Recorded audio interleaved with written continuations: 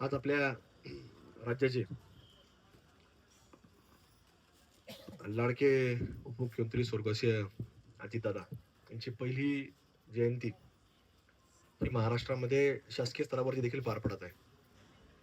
आणि त्याच अनुषंगाने आज आपल्या अहिल्यानगर जिल्ह्यातलं एक आरोग्य सेवेकरता सातत्यानं कार्यरत असणारं आणि शैक्षणिक क्षेत्रामध्ये क्रियाशील असणारं म्हणजे आपली संस्था डॉक्टर विठ्ठलरावजी विखे पाटील फाउंडेशन यांच्या पुढाकारातनं आज आपल्या सर्व गरजूवंत जे वयोश्री आपली योजना आहे याच्यामध्ये अनेक वेगवेगळे साहित्य, जसं आताच आपल्याला प्रास्ताविकमध्ये सर सांगत असताना सरांनी सांगितलं की हे सगळं नोंदणी झाल्यानंतर देखील बराच कालावधी हे साहित्य वाटपाला देखील लागत होता. पण सुजयदादांच्या माध्यमातून, नामदार विखे पाटील साहेबांच्या माध्यमातून हे एक चांगल्या प्रकारे ज्या ज्या लोकांना कुठेही गरज लागेल तर ती साहित्य आता ताबडतोब उपलब्ध करून देणं आणि त्वरित त्याचं वितरण करणं ही एक वेगळी मोहीम या माध्यमातून आता आयोजित केली गेली. आणि आज अजितदादांच्या या पहिल्या जयंतीच्या निमित्तानं खरं तर दुर्दैव आहे की एक चालता बोलता मनुष्य एक कुठंतरी अचानकरित्या वेगळी घटना त्या महाराष्ट्रामध्ये अगदी प्रत्येक महाराष्ट्रातल्या मातीतल्या माणसाला एक झटका ही घटना लावून गेली. त्या कुटुंबाला, प्रत्येक व्यक्तीच्या मनामध्ये आजही ते बरेच दिवस जरी झालेले असले उलटून त्या घटनेला, पण तरी प्रत्येक व्यक्तीला आज कुठंतरी त्या व्यक्तीच्या बाबतीमध्ये हळहळ व्यक्त होती. आणि महाराष्ट्रामध्ये आपण पाहतो की अनेक लोक या महाराष्ट्राच्या भूमीवरती काम करत असताना वेगवेगळ्या उच्च पदांपर्यंत गेले, पण सकाळी 5ला आणि 5:30ला एखादा मनुष्य कामाच्या साईटवरती असू शकतो.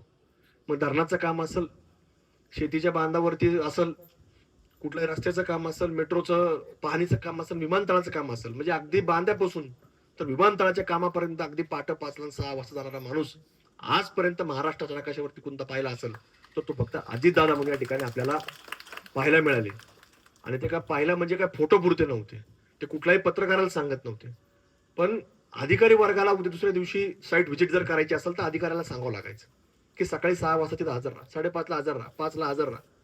आणि मग त्या माध्यमातून हे सगळं काम, कारण की राजकारण आज वेगळे उद्या वेगळं राहणार आहे. ही निवडणूक वेगळ्या विषयावर झाली, पुढची निवडणूक वेगळ्या विषयावरती होईल.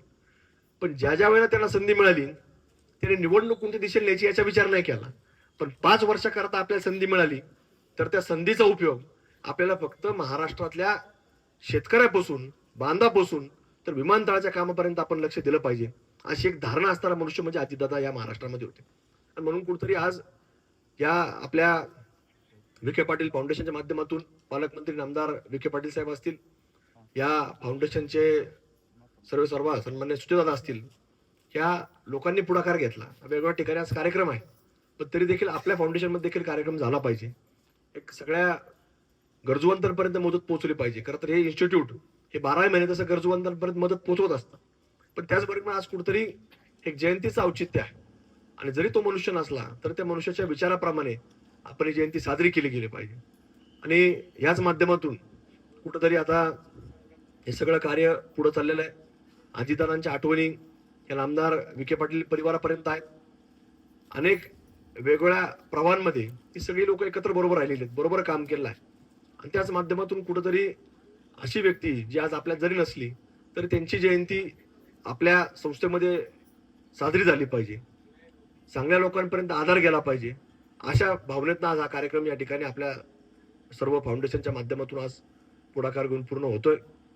तर निश्चित रूपानं हे कार्य आपल्या संस्थेचं सुरूच आहे, पण असे माणसं जे महाराष्ट्राच्या नकाशावरती एक चांगल्या रीतीनं महाराष्ट्र घडवण्याच्या दृष्टिकोनातून ज्यांनी काम केलं आणि अचानक त्यांच्यावरती काळाने घाला घातला आणि त्यांची जयंती शासनाने निर्णय घेतला. शासनाने देखील आपण पाहिलं तर गायकवाड सर फार ठराविक लोकांची जयंती साजरा करतात, म्हणजे राजकीय लोकांची तर फार ठराविक लोकांची, बाकी महापुरुषांची जयंती आपण जयंती पुण्यतिथी साजरी करतो, पण राजकीय अगदी काही बोटावर म्हणून इतक्या लोकांच्या जयंती आहेत.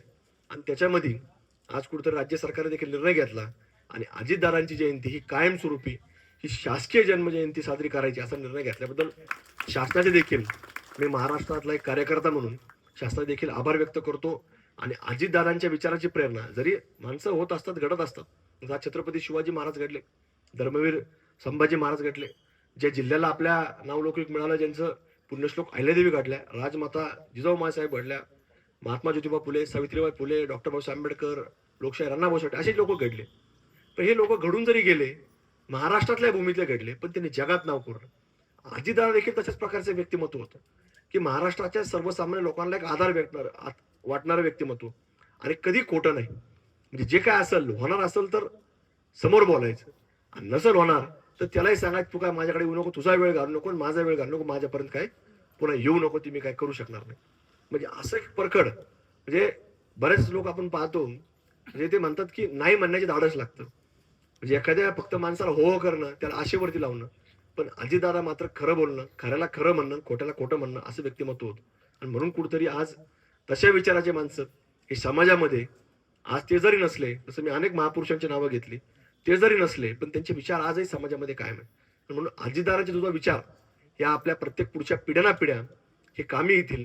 त्यांच्या प्रकारे जे आज लोकशाहीच्या माध्यमातून महाराष्ट्राच्या वेगवेगळ्या पदांवरती आज जे काम करतात, खरं तर त्या सगळ्याच लोकांनी अजितदादांच्या विचारांचं अनुकरण, कामाचं अनुकरण, की सकाळी पासून म्हणजे 5ला आणि 6ला हा मनुष्य, म्हणजे त्यांना बीडचं नुकतंच पालकमंत्रीपद दिलं, तर तिथं देखील तुम्हाला सांगतो की 6 वाजता तो मनुष्य सकाळी बीड जिल्ह्यामध्ये, बीड शहरामध्ये तिथं वेगवेगळ्या ठिकाणी पाहणी करत होते. म्हणजे जी जबाबदारी आपल्यावरती येईल तर ती प्रामाणिकपणे पार पडायची, अशी एक वेगळी धारणा ह्या व्यक्तीची होती. आणि म्हणून अहिल्यानगरमध्ये देखील, विशेषतः अहिल्यानगर शहरामध्ये आमच्यासारख्या कार्यकर्त्यांच्या पाठीमागं मोठं बळ राज्य सरकारच्या माध्यमातून त्यावेळेला अजितदादांनी खरं तर आमच्यासारख्या कार्यकर्त्यांच्या पाठीमागं निर्माण केलं. आणि त्याच्याच माध्यमातून भौगोलिकदृष्ट्या विकास हा आपण मागच्या काही 2-4 वर्षाच्या कालखंडामध्ये अजून वेगाने करू शकलो. तर त्याच्याकरता आज अजितदादांची आठवण ही स्मरणात की नेहमी येते. त्यामुळं त्यांच्या मी प्रतिमेला आपल्या सर्वांच्या वतीनं अभिनंदन, म्हणजे आपल्या सर्वांच्या वतीनं अभिवादन करतो. आणि पुढच्या काळामध्ये त्यांच्या विचाराप्रमाणे आपलं अहिल्यानगर जिल्हा असेल, महाराष्ट्र असेल, या सगळ्या लोकांच्या, मग विखे पाटील परिवाराच्या माध्यमातून, सर्वांच्या सहकार्यातून हे असंच कार्य हे आपण महाराष्ट्रामध्ये अनेक पिढ्या या पुढे घेऊन जाण्याकरता काम करत राहतील, हीच या निमित्तानं भावना व्यक्त करतो.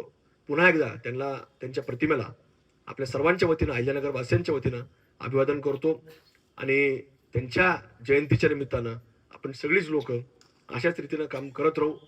त्यांची पुण्यतिथी असू, जयंती असू, त्यांच्या आपल्या सर्वांच्या चांगल्या कामाच्या माध्यमातून अशाच पद्धतीनं त्यांच्या स्मृतींना उजाळा मिळत राहो, हीच या ठिकाणी अपेक्षा व्यक्त करतो. आणि पुन्हा एकदा आपल्या विखे पाटील फाउंडेशन यांनी जो पुढाकार घेतला, हा कार्यक्रम आयोजित केला, त्याबद्दल दोघांचे, आपल्या जिल्ह्याचे लोकप्रिय पालकमंत्री आमदार विखे पाटील साहेब असतील किंवा युवा नेते या फाउंडेशनचे सर्व सुजयदादा विखे पाटील साहेब असतील, या दोघांचेही मी मनापासून या ठिकाणी आभार व्यक्त करतो. धन्यवाद. जय हिंद, जय श्रीराम, जय शिवराय.